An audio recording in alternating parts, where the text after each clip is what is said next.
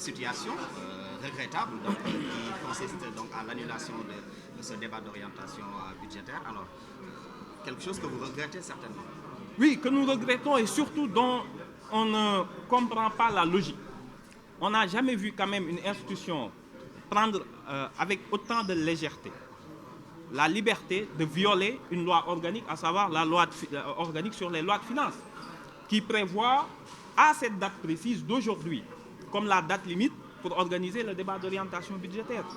Ça fait partie du processus normal d'adoption de la loi de finances à venir. Donc, qu'on s'appuie sur une déclaration du Premier ministre en dehors de l'hémicycle, dans un cadre qu'on peut qualifier de privé, qui répondait à une interpellation d'un député, pour en faire un casus belli qui engage l'Assemblée nationale, notamment la nation, sur ce qui est plus important, c'est-à-dire les finances. La loi de finances est extrêmement importante. Donc c'est une légèreté que nous ne comprenons pas, que nous dénonçons. Et bien entendu, je pense qu'aujourd'hui, le groupe Benno Bokk Yakaar et le président de l'Assemblée endossent cette lourde responsabilité. On veut créer une crise artificielle en réalité. On veut créer une crise entre les institutions soi-disant. Mais tout ça, c'est la crise du règlement intérieur de l'Assemblée qui nous poursuit. Les parlementaires ont été informés tardivement de cette convocation. Avant midi, ça a été réglé entre eux. Sans débat, on n'a pas pu, les pouvoirs du bureau. Et voilà qu'on se retrouve dans cette situation regrettable, dans cette situation qui ne fait pas honneur à la représentation nationale.